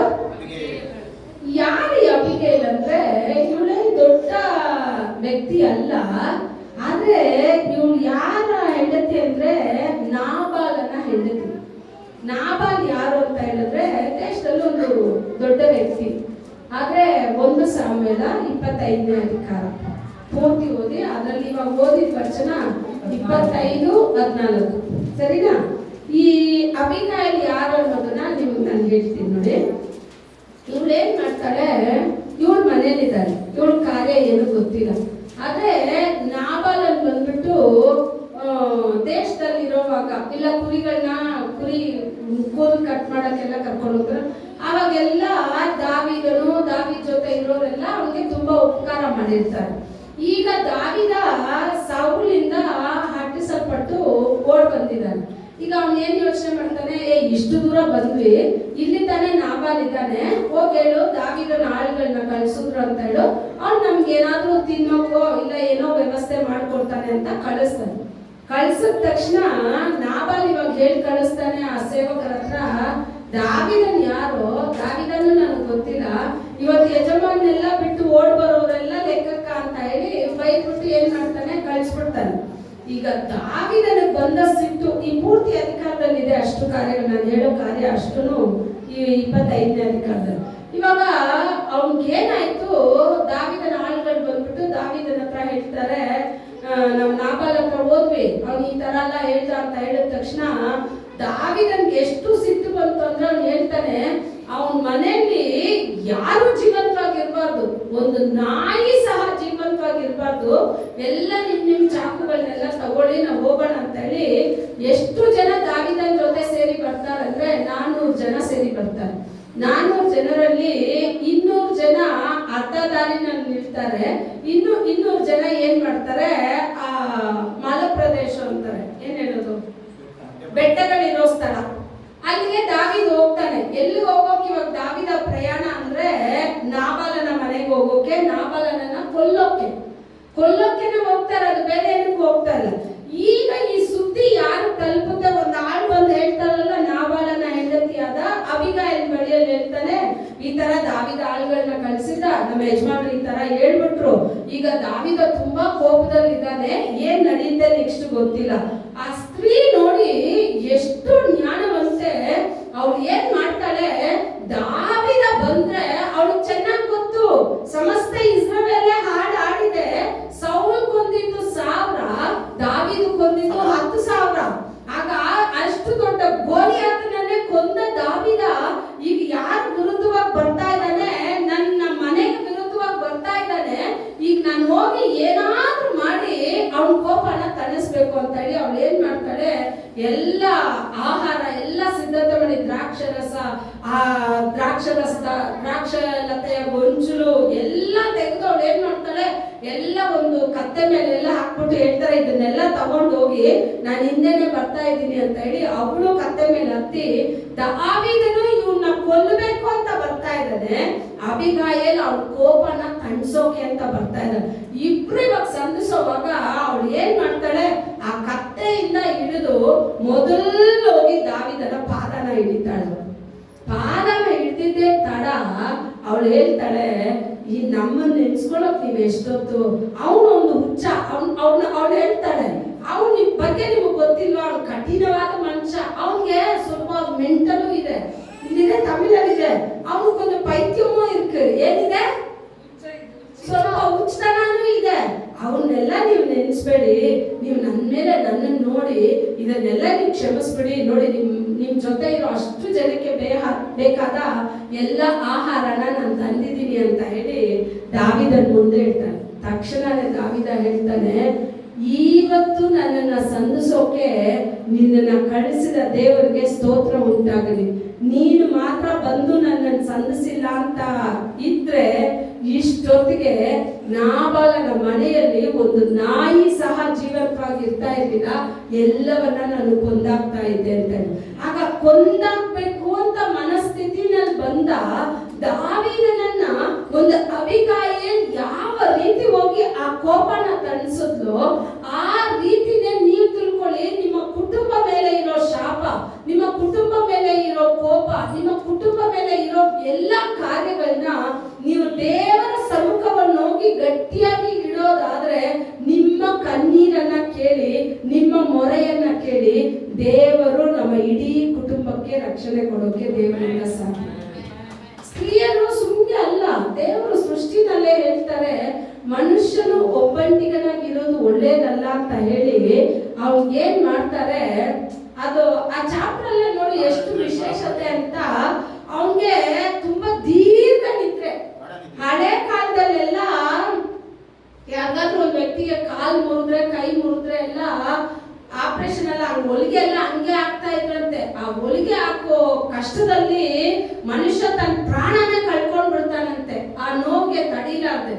ಒಂದು ವ್ಯಕ್ತಿನೇ ಈ ಬೈಬಲ್ ಓದ್ತಾ ಇರುವಾಗ ಆ ಎರಡನೇ ಅಧಿಕಾರ ಓದವಾಗ್ಲೇನೆ ಅವ್ನು ನೋಡ್ತಾನೆ, ದೀರ್ಘ ನಿದ್ರೆ ದೇವರು ಆದಾಮನು ಕೊಟ್ರು. ಅವನ್ನ ಹೊಟ್ಟೆ ಹರಿದು ಆ ಎಲುಬನ್ನ, ಇಲ್ಲಿ ಪಕ್ಕ ಎಲುಬಾನೆ ಎತ್ತಿರೋದು, ಈ ಎಲುಬನ್ನ ಒಂದು ಎತ್ತಿ ಅದನ್ನ ಮಾಂಸ ಖಂಡದಿಂದ ಮುಚ್ಚಿದ್ರು. ಅವ್ನಿಗೆ ಆಪರೇಷನ್ ಆಗಿದ್ದು ಗೊತ್ತಿಲ್ಲ, ಆ ಎಲುಬು ತೆಗ್ದಿದ್ದು ಗೊತ್ತಿಲ್ಲ, ಯಾಕಂದ್ರೆ ಅವ್ನು ಎಲ್ಲಿದ್ದಾನೆ, ಗಾಢ ನಿದ್ರೆನಲ್ಲಿದ್ದಾನೆ. ಆಗ ಡಾಕ್ಟರ್ ಆ ವ್ಯಕ್ತಿ ಯೋಚನೆ ಮಾಡಿದ್ರಂತೆ, ಮನುಷ್ಯರಿಗೆ ಇನ್ಮೇಲೆ ಸರ್ಜರಿ ಮಾಡ್ಬೇಕಾದ್ರೆ ಅವ್ರಿಗೆನೆ ಗೊತ್ತಿಲ್ಲದೆ, ಅವ್ರಿಗೆ ಪ್ರಜ್ಞೆನೇ ಇಲ್ಲದೆ ಒಂದು ಮತ್ತನ್ನ ಹಾಕಿದ್ರೆ ಆಪರೇಷನ್ ಆಗೋವರೆಗೂ ಅವ್ನಿಗೆ ಏನು ಗೊತ್ತಿಲ್ಲ ಅಂತ ಒಂದು ಜ್ಞಾನನ ದೇವ್ರು ಎಲ್ಲಿಂದ ಕೊಟ್ರು ಅಂದ್ರೆ ಈ ಸತ್ಯವೇದದಿಂದ ಕೊಟ್ರು. ಇಂದ ಆಪರೇಷನ್ ಹೋಗೋರೆಲ್ಲ ಗೊತ್ತಿಲ್ಲದೆ ಮಲಗ್ತಾರೆ, ನೋವೇ ಇಲ್ಲದೆ ಇರ್ತಾರೆ ಅಂತ ಹೇಳಿದ್ರೆ ಇದು ಎಲ್ಲಿಂದ ಕಂಡಿಡಿಯಲ್ಪಡ್ತು ಅಂದ್ರೆ ಸತ್ಯವೇದದಿಂದ ಕಂಡಿಡಿಯಲ್ಪಡ್ತು. ಏನೆಲ್ಲ ಸತ್ಯವೇದ ಲೋಕಕ್ಕೆ ಕೊಟ್ಟಿಲ್ಲ, ಎಲ್ಲ ಕೊಟ್ಟಿದೆ. ಅದ್ ನೋಡಿ, ಅವನ್ಗೆ ಆ ಎಲುಬು ಎತ್ತಿದ್ದು ಅವನಿಗೆ ಗೊತ್ತಿಲ್ಲ, ಆ ಜಾಗನ ದೇವ್ರು ಮುಚ್ಚಿದ್ದು ಗೊತ್ತಿಲ್ಲ. ನಾವು ಇಲ್ಲಿರೋ ಡಾಕ್ಟರ್ಗಳೆಲ್ಲ ಹಾಕಿದ ಹೊಲಿಗೆಗಳೆಲ್ಲ ಎಣಿಸ್ಬೋದು, ನಮ್ ದೇವ್ರು ಹೊಲಿಗೆನೇ ಇಲ್ಲದೆ ಅಷ್ಟು ನೀಟಾಗಿ ಆಪರೇಷನ್ ಮಾಡೋ ದೇವ್ರು ನಮ್ ದೇವ್ರು. ನಮ್ ದೇವರಿಂದ ಅಸಾಧ್ಯವಾದ ಕಾರ್ಯ ಒಂದೂ ಇಲ್ಲ, ಆಯ್ತಾ? ಆಗ ಅವನ್ನ ಸ್ತ್ರೀಯನ್ನ ಎಲುಬಿನಿಂದ ಉಂಟು ಮಾಡ್ಬಿಟ್ಟು ತಗೊಂಡ್ ಬಂದು ಆದಾಮನ್ ಮುಂದೆ ನಿಲ್ಲಿಸ್ತಾರೆ. ಅವನಿಂದ ಎತ್ತಿದ್ದು ಅವನಿಗೆ ಗೊತ್ತಿಲ್ಲ, ಅವನ್ನ ಮಾಡಿದ್ದು ಗೊತ್ತಿಲ್ಲ. ಆದ್ರೆ ಅವನ್ ಮುಂದೆ ತಂದು ನಿಲ್ಸಿದ ತಕ್ಷಣನೇ ಅವ್ನು ಹೇಳ್ತಾನೆ, ಇವಳು ನನ್ನ ಎಲುಬಲ್ಲಿ ಎಲುಬು, ನನ್ನ ಮಾಂಸದಲ್ಲಿ ನನ್ನ ಮಾಂಸ, ನನ್ನ ಜೀವದಲ್ಲಿ ಜೀವ. ಹೆಂಗ್ ಗೊತ್ತಾಯ್ತು ಅವನ್ಗೆ? ನನ್ಗೂ ಇದಕ್ಕಿನ್ನು ಬಿಡುಗಡೆ ಗೊತ್ತಿಲ್ಲ. ಅರ್ಥ ಆಯ್ತಾ? ಹೆಂಗ್ ಗೊತ್ತಾಗುತ್ತೆ ಅವನಿಗೆ? ಆಗ್ಲೇ ದೇವರ ಕಾರ್ಯಗಳು ನಾವು ಏನೇ ಮಾಡಿದ್ರು ತಿಳ್ಕೋಬೇಕು ಅಂದ್ರೆ ತುಂಬಾ ಕಠಿಣ. ಯಾವ್ದನ್ನ ದೇವರು ಪ್ರಕಟಣೆ ಮಾಡ್ತಾರೋ ಅದೇ ನಮಗೆ ಗೋಚರ ಆಗುತ್ತೆ. ಯಾವ್ದು ಪ್ರಕಟಣೆ ಆಗಲ್ವೋ, ಇವ್ ಕೆಲವೊಬ್ರು ಪ್ರಶ್ನೆ ಕೇಳ್ಬೇಕು ಅಂತಾನೆ ಬಂದು ಕೇಳ್ತಾರೆ, ಬರೋವಾಗ್ಲೇ ಕೇಳ್ತಾರೆ, ಕಾಯಿನ್ ಹೆಂಡತಿ ಎಲ್ಲಿಂದ ಬಂತು ಅಂತ. ಏನ್ ಪ್ರಶ್ನೆ ಅವನಿಗೆ? ಕಾಯಿನ್ ಹೆಂಡತಿ ಎಲ್ಲಿಂದ ಬಂತು ಅಂತ ಈ ಸತ್ಯವೇದ ನನ್ಗೆ ಹೇಳ್ಕೊಟ್ಟಿಲ್ಲ ಅಂದ್ರೆ ಅದನ್ನ ಹೋಗಿ ನಾನು ತೋಡ್ಬೇಕಾದ ಅವಶ್ಯಕತೆ ಇಲ್ಲ. ಇಲ್ಲಿ ಎಷ್ಟೋ ಕಾರ್ಯ ಇದೆ. ಜನಗಳನ್ನ ತಪ್ಪಾದ ಡೈವರ್ಷನ್ ಅಲ್ಲಿ ತಿರುಗಿಸೋಕೆ ಈ ಪ್ರಶ್ನೆಗಳೆಲ್ಲ ಕೇಳ್ತಾರೆ. ಯಾರಾದ್ರೂ ನಿಮ್ಮಲ್ಲಿ ಕೇಳಿದ್ರು ಹೇಳಿ, ಕಾಯಿನ್ ಹೆಂಡತಿ ಎಲ್ಲಿಂದ ಬಂತು ಅಂತ ಸತ್ಯವೇದ ನಾನು ಓದ್ದೆ, ಕೊಟ್ಟಿಲ್ಲ. ನನ್ನ ದೇವ್ರು ಕೊಡದೇ ಇರೋದನ್ನ ನಾನು ಹುಡ್ಕೋಕ್ ಹೋಗಲ್ಲ. ಏನೋ ನಮ್ಮ ದೇವ್ರು ಕೊಡದೇ ಇರೋದನ್ನ ನಾವು ಹುಡುಕ್ಬೇಕಾದ ಅವಶ್ಯಕತೆನೇ ಇಲ್ಲ. ಹುಡ್ಕೋಕೆ ತಿಳ್ಕೊಳ್ಳೋಕೆ ಅನೇಕ ಕಾರ್ಯ ಇದೆ. ನಾನು ಆರಾಧನೆ ಮಾಡೋ ದೇವ್ರು ಎಷ್ಟು ಉನ್ನತರು, ನನ್ನ ಈ ಸ್ಥಾನಕ್ಕೆ ತಂದಿರೋ ದೇವ್ರು ಎಷ್ಟು ದೊಡ್ಡವರು. ಯುಗ ಯುಗಗಳು ಕಳೆದೋದ್ರು ಇನ್ನೂ ನನ್ನ ದೇವರು ಜೀವಂತವಾಗಿದ್ದಾರೆ. ಯುಗ ಯುಗಗಳು ಉರುಳಿದ್ರು ನನ್ನ ದೇವರು ಇನ್ನೂ ಜೀವಂತವಾಗಿದ್ದಾರೆ. ಬರ್ತೀನಿ ಅಂತ ವಾಗ್ದಾನ ಮಾಡಿದಾರೆ, ಬಂದೇ ಬರ್ತಾರೆ. ತಡವಾದ್ರೂ ಬರ್ತಾರೆ. ಯಾಕೆ ಅಂದ್ರೆ ಅವ್ರು ಮನುಷ್ಯನ ಕೈಯಿಂದ ಉಂಟಾದವರಲ್ಲ, ಸರ್ವ ಸೃಷ್ಟಿಗೂ ಯಜಮಾನನು ಒಡೆಯನು ಆತನೊಬ್ಬನೇ. ಅಂತ ಉನ್ನತ ದೇವರನ್ನ ಆರಾಧನೆ ಮಾಡ್ತಾ ಇದ್ದಾರೆ. ಆಗ ಸ್ತ್ರೀಯರ ಮೇಲೆ ದೇವರ ಕೃಪೆ ತುಂಬಾ ದೊಡ್ಡದು. ಸ್ತ್ರೀಯರ ಬಗ್ಗೆ ಇಡೀ ಸತ್ಯವೇದದಲ್ಲಿ ಅನೇಕ ಕಾರ್ಯ ಸ್ತ್ರೀಯರ ಬಗ್ಗೆ ಇದೆ, ಅನೇಕ ಕಾರ್ಯ. ಅವರೆಲ್ಲ ಯಾವ ರೀತಿ ಅಂದ್ರೆ 1-2 ದಿನಗಳಲ್ಲ. ಈ ಸಾಮುವೇಲನ ತಾಯಿ ಲೇವಿ ಗೋತ್ರ, ಯಾರಂದ್ರೆ ಕೋರಾಗನ ವಂಶ ತಪ್ಪು ಮಾಡ್ತು ಅಂತೇಳಿ ತಳ್ಳಲ್ಪಟ್ಟ ಸ್ಥಿತಿನಲ್ಲಿ ಇದ್ರು. 16 ವರ್ಷ ದೇವಾಲಯದಲ್ಲೇ ಅವ್ರು ಬರಕ್ಕಾಗಿಲ್ಲ, ಹಬ್ಬಗಳಿಗೆ ಬರಕ್ಕಾಗಿಲ್ಲ, ದೇವ್ರಿಗೆ ಯಾಜಕರು ಮಾಡೋ ಆರಾಧನೆಗಳನ್ನ ಮಾಡಕ್ ಆಗ್ಲೇ ಇಲ್ಲ. ಸಾಮುವೇಲ 2ನೇ ಅಧಿಕಾರದಲ್ಲಿ ಹೇಳುತ್ತೆ ನೋಡಿ, ಯಾವ ರೀತಿ ಪಾತಾಳದಲ್ಲಿ ಜೀವಂತವಾಗಿ ಹಿಡಿಯೋಕೆ ನನ್ನ ಸಂತತಿ ಹೋಯ್ತೋ ಅದನ್ನ ಮತ್ತೆ ಜೀವದಿಂದ ಎದ್ದು ಬರೋಕೆ ದೇವ್ರು ಮಾಡೋಕೆ ದೇವರಿಂದ ಸಾಧ್ಯ. ಆ ಅಣ್ಣಾಳ್ ಬಂದು ಹೇಳ್ತಾಳೆ, ನನ್ನ ಮಗನ ಮುಖಾಂತರ ಈ ಸೇವೆ ಇನ್ನೂ ಮುಂದುವರಿಸುತ್ತೆ. 16 ವರ್ಷಗಳ ನಂತರ ಆ ಅಣ್ಣಾಳಿನ ಪ್ರಾರ್ಥನೆ ಕೇಳಿ ದೇವರು ಒಂದು ಸಾಮುವೇಲನ್ನ ಕೊಟ್ರು. ಆಗ ನಿಮ್ಮ ಪ್ರಾರ್ಥನೆನ ಕೇಳಿ ಎಷ್ಟೋ ಮಕ್ಕಳಿಲ್ಲದೆ ಇರೋರಿದ್ದಾರೆ, ಎಷ್ಟೋ ಮಕ್ಕಳು ದುಷ್ಟತನದಲ್ಲಿ ಜೀವಿಸ್ತಾ ಇದ್ದಾರೆ. ನೀವು ಕಣ್ಣೀರ್ ಬಿಟ್ಟು ಪ್ರಾರ್ಥಿಸೋದಾದ್ರೆ, ಅದಕ್ಕೆ ನಾವ್ ಹೇಳೋದು, ನಿಮ್ಮನ್ನ ದೇವ್ರ ಸಮ್ಮುಖಕ್ಕೆ ಬಂದು 1 ಗಂಟೆನಾದ್ರೂ ಕೀ ಇದೆ. ಯವನಸ್ಥರು ನೀವು ಇದ್ದೀರಾ, ಒಂದಿನ ಟ್ರೈ ಮಾಡಿ. ನೀವು ಇದ್ ಮಾಡ್ಕೊಂಡು ಬಂದು ನಿಂತ್ಕೊಂಡು ಪ್ರೇಯರ್ ಮಾಡಿ. ನಿಮ್ಮನ್ನ ಯಾರು ತಡೆ ಮಾಡೋರಲ್ಲ. ಬಂದು ನಿಂತ್ಕೊಂಡು ದೇವ್ರಲ್ಲಿ ಕೇಳಿ. ಅಪ್ಪ, ಎಷ್ಟೋ ಯವನಸ್ಥರು ಲೋಕದಲ್ಲಿ ಕೈ ಬಿಡಲ್ಪಟ್ಟಿದ್ದಾರೆ, ಎಷ್ಟೋ ಜನ ಪಾಪದಲ್ಲಿ ಜೀವಿಸ್ತಾ ಇದ್ದಾರೆ. ನಾನ್ ಕಣ್ಣೀರಿಂದ ಕೇಳ್ತೀನಿ, ನನ್ನ ಸಭೆಗೆ ಯವನಸ್ಥರನ್ನ ಕೊಡಿ. ನೀವ್ ಕೇಳ್ಬೇಕಾ ಕೇಳ್ಬಾರ್ದಾ? ನಮಗ್ ಕೇಳೋ ಟೈಮ್ ಇಲ್ಲ, ಏನಿಲ್ಲ. ಕರೆಕ್ಟ್ ತಾನೆ? ನಾನು ಅದೇ ಪದೇ ಹೇಳೋದು, ದೇವ್ರು ಕೊಡದೇ ಇರೋ ಟೈಮು ನಿಮ್ಗೆ ಉಪಯೋಗ ಆಗಲ್ಲ. ದೇವ್ರು ಕೊಡದೇ ಇರೋ ಹಣ ನಿಮ್ಗೆ ಉಪಯೋಗಕ್ಕೆ ಬರಲ್ಲ. ದೇವ್ರು ಕೊಡದೇ ಇರೋ ಕೈ ಕಾಲುಗಳು ನಿಮ್ಗೆ ಉಪಯೋಗಕ್ಕೆ ಬರಲ್ಲ. ಒಬ್ರು ಹಂಗೆ ಒಂದು ಸೇವಕ ಹಂಗೆ ಕೇಳಿದಂತೆ ದೇವರಲ್ಲಿ, ಏನ್ ದೇವ್ರೆ ಇವ್ರು ಹಿಂಗಿದಾರೆ, ಅವ್ರು ಹಂಗಿದಾರೆ, ಎಲ್ಲ ಎಷ್ಟು ಚೆನ್ನಾಗಿದ್ದಾರೆ, ನನ್ನ ಮಾತ್ರ ನೀನು ಇದೇ ಸ್ಥಿತಿನಲ್ಲಿ ಇಟ್ಟಿದ್ಯಲ್ಲ ಅಂತ. ರಾತ್ರಿ 2 ಗಂಟೆಗೆ ದೇವ್ರ ಶಬ್ದ ಅವನ ಕಿವಿ ಕೇಳ್ತಾ ಇದೆಯಂತೆ. ಅವನ ಹೆಸರು ಹೇಳ್ಬಿಟ್ಟು ಕರ್ತರಂತೆ. ಓ ದೇವ್ರೆ ಇದ್ದೀನಿ ಅಂದಂತೆ. ನಿನ್ ಕಾಲಲ್ಲಿರೋ ಬೆರಳುಗಳನ್ನ ಅಲ್ಲಾಡ್ಸು ಅಂದಂತೆ. ಅವಾಗ ಅವನಿಗೆ ಹಿಂಗೆ ಅಲ್ಲಾಡ್ಸ್ಬಿಟ್ಟು, ಅಲ್ಲಾಡ್ತಾ ಇದೆ ದೇವ್ರೆ, ಅಲ್ಲಾಡ್ತಾ ಇರೋದಕ್ಕೆ ಸ್ತೋತ್ರ ಹೇಳು. ಬೆರಳುಗಳು ಅಲ್ಲಾಡೋಕ್ಕಾಗದೆ ಹಾಸ್ಪಿಟಲ್ ಮಲಗಿರೋನು ಎಷ್ಟೋ ಜನ ಇದ್ದಾರೆ. ದೇವ್ರು ಹೇಳಿದ್ರು, ನಿನ್ ತಲೆನ ಅಲ್ಲಾಡ್ಸೋದು. ದೇವ್ರೆ ಈ ಕಡೆ ಆ ಕಡೆ ಅಲ್ಲಾಡ್ತಾ ಇದೆ, ಅದಕ್ಕೆ ನೀನ್ ಸ್ತೋತ್ರ ಹೇಳು. ತಲೆ ಅಲ್ಲಾಡ್ಸೋಕ್ಕಾಗದೆ ಇರೋ ಸ್ಥಿತಿನಲ್ಲಿ ಹಾಸ್ಪಿಟಲ್ ಎಷ್ಟು ಜನ ಮಲಗಿದ್ದಾರೆ. ಆಗ ಒಂದೊಂದಕ್ಕೂ ದೇವ್ರು ಹೇಳಿದ್ರೆ, ಅವ್ರು ಹೇಳಿದಂದ್ರೆ, ಇನ್ಮೇಲೆ ನಾನು ಏನು ಕೇಳೋದಿಲ್ಲ, ನೀನ್ ನನಗೆ ಕೊಟ್ಟ ಕೃಪೆಗಾಗಿ ಕೋಟಿ ಸ್ತೋತ್ರ. ಏನೋ ನೀವು ಯೋಚನೆ ಮಾಡಿ ನೋಡಿ, ಆಕ್ಸಿಜನ್ ಎಷ್ಟು ಫ್ರೀಯಾಗಿ ಕೊಡ್ತಾ ಇದ್ದಾರೆ. ICU ವಾರ್ಡ್ ಹತ್ರ ಹೋಗಿ ನಿಂತ್ಕೊಂಡು ನೋಡಿ, ಅವ್ನು ಕೊಡೋ ಒಂದು ದಿವಸ ಆಕ್ಸಿಜನ್ಗೆ 75,000. ದೇವ್ರು ಏನಾದ್ರೂ ನೀವು ಇಷ್ಟೇ ಲೀಟರ್ ಆಕ್ಸಿಜನ್ ನೀನು ಒಂದ್ ದಿವಸಕ್ಕೆ ಯೂಸ್ ಮಾಡ್ಬೇಕು, ಎಕ್ಸ್ಟ್ರಾ ಯೂಸ್ ಮಾಡಿದ್ರೆ ಪೆನಾಲ್ಟಿ ಹಾಕಿದ್ರೆ ಚೆನ್ನಾಗಿರುತ್ತಾ? ದೇವ್ರೇ ನಿನಗೆ ಕರ್ಣೆ ಇಲ್ವಾ ದೇವ್ರೆ ಅಂತಾರೆ. ಆವಾಗ ದೇವ್ರು ನಮ್ಮನ್ನ ಕೇಳಲ್ವಾ, ನಿನ್ಗೆ ಏನಾದ್ರೂ ಕರ್ಣೆ ಇದೆಯಾ? 24 ಗಂಟೆ ನಿನಗೆ ಕೊಡ್ತೀನಿ ನಾನು. 24 ಗಂಟೆನಲ್ಲಿ ನನಗೆ 2 ಅವರ್ ಕೊಡಕ್ ನಿನಗೆ ಸಮಯ ಇಲ್ಲ. 24 ಗಂಟೆನಲ್ಲಿ 2 ಅವರ್ ಮುಖ್ಯನಾ? 22 ಅವರ್ ಮುಖ್ಯನಾ? 22 ಅವರ್ ಯಾರು ಕೊಟ್ಟಿದ್ದಾರೆ? ನಿಮಗೆ. ಅವಾಗ ಒಂದ್ ದಿವಸಕ್ಕೆ ನೀವು ಎಷ್ಟು ಅವರ್ ದೇವ್ರಿಗೆ ಕೊಡ್ಬೇಕು? ಕೊಡ್ತಾ ಇದ್ದೀರಾ? ದಶಮ ಭಾಗ ಅಂದ್ರೆ ನೀವು ತಿಳ್ಕೊಬೇಡಿ, ಬರೀ ದುಡ್ಡು ತಂದು ಹಾಕೋದೇ ದಶಮ ಭಾಗ ಅಂತ. ದೇವ್ರು ನಾವು ತಿಳ್ಕೊಂಡಿರೋ ತರ ಭಿಕ್ಷಕರಲ್ಲ. ನಾವು ಕೊಟ್ಟ ಮೇಲೆ ಅವ್ರು ಶ್ರೀಮಂತರ ಆಗೋಕೆ, ಅವ್ರು ನಮ್ಮನ್ನ ಕೊಡು ಅಂತ ಹೇಳೋದೇ ನಮ್ಮನ್ನ ಆಶೀರ್ವಾದ ಮಾಡೋಕೆ. ನಮ್ಮ ಆಶೀರ್ವಾದ ಅದರಲ್ಲೇ ಅಡಗಿದೆ, ಅದಕ್ಕೆ ಕೊಡು ಅಂತ ಹೇಳ್ತಾರೆ ಹೊರತು. ಆದ್ರೆ ಸಮಯ ಒಂದು ದಿವಸಕ್ಕೆ 24 ಗಂಟೆ ಅಂತ ಹೇಳಿದ್ರೆ 2.25 ಅವರು ದೇವರ ಸಮಯ. ಅದನ್ನ ಯಾವ ರೀತಿ ನೀವು ಅದನ್ನ ದೇವರಿಗೆ ಸಲ್ಲಿಸ್ತಿರೋ ಗೊತ್ತಿಲ್ಲ. ಆದ್ರೆ ಖಂಡಿತ ಒಂದು ದಿವಸಕ್ಕೆ 24 ಗಂಟೆನಲ್ಲಿ 2.5 ಕಾಲ ದೇವರ ಸಮಯ. ಒಂದು ದಿವಸ ನೀವು ಮಾಡಿಲ್ಲ ಅಂದ್ರೆ 2ನೇ ದಿವಸಕ್ಕೆ ಎಷ್ಟಾಗುತ್ತೆ? ನೀವು ತಿಳ್ಕೊಬೇಡಿ ದೇವ್ರು ಇದನ್ನೆಲ್ಲ ಲೆಕ್ಕ ಇಡಲ್ಲ ಅಂತ. ಕೆಲ್ಸಕ್ಕೆ ಹೋಗೋಕ್ ಟೈಮ್ ಇದೆ, ಫೋನ್ ಮಾತಾಡೋಕ್ ಟೈಮ್ ಇದೆ, ಓಡೋಕ್ ಟೈಮ್ ಇದೆ, ತಿನ್ನೋಕ್ ಟೈಮ್ ಇದೆ, ಮಲಗಿ ನಿದ್ದೆ ಮಾಡೋಕ್ ಟೈಮ್ ಇದೆ, ಎಲ್ಲದಕ್ಕೂ ಟೈಮ್ ಇದೆ. ಪ್ರಾರ್ಥನೆ ಮಾಡೋಕ್ ಮಾತ್ರ ಟೈಮ್ ಇಲ್ಲ, ಬೈಬಲ್ ಓದೋಕ್ ಮಾತ್ರ ಟೈಮ್ ಇಲ್ಲ. ಟೈಮೇ ಇಲ್ಲದೆ ಇರೋ ಕಾಲ ಹಿಂದೆ ಬರ್ತಾ ಇದೆ. ಸತ್ಯವೇದನೆ ನಮ್ ಕರ್ದಲ್ಲಿ ಇರೋದಿಲ್ಲ. ಸತ್ಯವೇದ ಇವಾಗ ನಿಮ್ ಕರ್ದಲ್ಲಿ ದೇವ್ರು ಕೊಟ್ಟಿರೋವಾಗ್ಲೇನೆ ಒಂದು ಸಲನಾದ್ರೂ ಪೂರ್ತಿ ಸತ್ಯವೇದನ ಓದಿ ಮುಗಿಸ್ಬಿಡಿ. ನೆಕ್ಸ್ಟ್ ನಿಮಗೆ ಸಿಗಲ್ಲ. ನೆಕ್ಸ್ಟ್ ನಿಮ್ ಕೈಯಿಂದ ಬೈಬಲ್ ತೆಗೆದ್ಬಿಟ್ರೆ ನೀವ್ ಏನ್ ಮಾಡ್ತೀರಾ? ಅದಕ್ಕೆ ಮುಂಚೆನೆ ಇದನ್ನೆಲ್ಲ ಓದಿ ದೇವ್ರು ಕೊಟ್ಟಿರೋ ಜ್ಞಾನದಲ್ಲಿ ತುಂಬಿಸ್ಕೊಂಡ್ಬಿಡಿ. ಅವ್ನು ನನ್ನ ಕರ್ತನ ಸತ್ಯವೇದ ಕೊಟ್ಟಿಲ್ಲ ಅಂದ್ರೆ ನಾನು ಹೇಳ್ಬೇಕು, ಕರ್ತನ್ நல்லவர், அவர் கிருபை என்றும் உள்ளது. தேவாதி தேவனை துதிக்கிறேன், அவர் நல்லவர், அவர் கிருபை என்றும் உள்ளது ಹೇಳ್ತಾನೆ ಇರ್ಬೇಕು. ವಚನ ನೀ ಸತ್ಯವೇದ ಕೊಟ್ಟಿಲ್ಲ ಅಂದ್ರೆ ಏನು? ದೇವ್ರು ನನ್ನ ಹೃದಯದಲ್ಲಿ ನನ್ನ ತಲೆನ ತುಂಬಿಸ್ಬಿಟ್ಟಿದ್ದಾರೆ. ಹಾಗಲ್ಲಿರಲು ಆ ವಾಕ್ಯಗಳನ್ನ ನಾನು ಹೇಳ್ತಾನೆ ಇರ್ತೀನಿ ಅಂತ ಸ್ಥಾನದಲ್ಲಿ ನೀವು ಬರ್ಬೇಕು.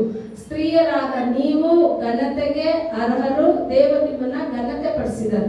ದೇವರು ಸ್ತ್ರೀಯರಿಗೆ ತುಂಬಾ ಘನತೆಯನ್ನ ಕೊಡ್ತಾರೆ, ತುಂಬಾ ರೆಸ್ಪೆಕ್ಟ್ ಕೊಡ್ತಾರೆ. ಅಂತ ರೆಸ್ಪೆಕ್ಟ್ ನಮ್ಮ ಮನೇಲಿ ನಮ್ಗೆ ಸಿಗದೆ ಇದ್ರು ಸರಿ, ದೇವರು ನಮ್ಮನ್ನ ರೆಸ್ಪೆಕ್ಟ್ ಮಾಡಿ ಸಭೆಯಲ್ಲಿ ಮಾತಾಡೋಕ್ಕೂ ಸಭೆಯಲ್ಲಿ ಆರಾಧನೆ ಮಾಡೋಕ್ಕೂ ದೇವರು ಕೃಪೆ ಕೊಟ್ಟಿದ್ದಾರೆ. ಅಂದ್ರೆ ನಾವೆಲ್ಲ ಶ್ರೇಷ್ಠರ ಇಲ್ವಾ? ಪೌಲ್ ಕಾಲದಲ್ಲಿ ಇದ್ದಿದ್ರೆ ಈ ತರ ಶಬ್ದನೆ ಮಾಡಕ್ ಆಗ್ತಾ ಇರ್ಲಿಲ್ಲ. ಪೌಲ್ ಸ್ಟ್ರಿಕ್ಟ್ ಆಗಿ ಹೇಳ್ಬಿಟ್ಟು ಸ್ತ್ರೀಯರು ಮಾತಾಡ್ಲೇಬಾರ್ದು ಸಭೆಯಲ್ಲಿ ಅಂತ. ಆದ್ರೆ ದೇವರು ವಾಗ್ದಾನ ಮಾಡಿದ ಪ್ರಕಾರ ಸ್ತ್ರೀಯರಿಗೂ ಅಭಿಷೇಕ ಸುರಿಸಿದ್ದಾರೆ. ಇಂದು ಸ್ತ್ರೀಯರು ಇಡೀ ಲೋಕದಲ್ಲೆಲ್ಲ ಪ್ರಪಂಚದಲ್ಲೆಲ್ಲ ದೇವರ ವಾಕ್ಯನ ಸಾರ್ತಾ ಇದ್ದಾರೆ. ಸ್ತ್ರೀಯರು ಮಾತ್ರ ಅಲ್ಲ, ಯಾರನ್ನೆಲ್ಲ ಈ ಲೋಕದಲ್ಲಿ ಹೆಣ್ಣು ಅಲ್ಲ ಗಂಡು ಅಲ್ಲ ಅಂತ ತಳ್ಳಿದ್ರು ಅಂತವ್ರ ಬಾಯಲ್ಲೂ ದೇವ್ರ ನಾಮನ ಸ್ತುತಿಸೋಕೆ ದೇವರ ಕೃಪೆ ಮಾಡಿದ್ದಾರೆ. ಎಸ್ತರ್ ವಿಡಿಯೋ ಹೋಗಿ ನೋಡಿ, ಏನ್ ವಾಕ್ಯಗಳನ್ನ ಕೊಡ್ತಾ ಇರೋರು. ಅವ್ರ ಜನಗಳ ಮಧ್ಯದಲ್ಲಿ ಅಷ್ಟು ಉನ್ನತ ಸೇವೆನ ಮಾಡ್ತಾ ಇದ್ದಾರೆ. ದೇವರು ನೆನ್ಸಿದ್ರೆ ಎಂತ ವ್ಯಕ್ತಿನೂ ಉಪಯೋಗ ಮಾಡೋಕೆ ದೇವರಿಂದ ಮಾತ್ರ ಸಾಧ್ಯ. ಕತ್ತೆ ಆಗಿದ್ರು ಸರಿ, ಕೋಳಿ ಆಗಿದ್ರು ಸರಿ, ಎಲ್ಲರನ್ನೂ ಉಪಯೋಗ ಮಾಡಕ್ಕೆ ಯಾರಿಂದ ಸಾಧ್ಯ? ದೇವರಿಂದ ಸಾಧ್ಯ. ದೇವರು ಈ ಸಹೋದರಿಯರ ದಿನದಲ್ಲಿ ನಿಮ್ಮನ್ನೆಲ್ಲ ಹೆಚ್ಚಾಗಿ ಆಶೀರ್ವದಿಸ್ಲಿ. ನೀವೆಲ್ಲ ಸಹೋದರಿಯರಿಗೆ ಒಂದು ಚಪ್ಪಾಳೆ ತಟ್ಬಿಟ್ಟು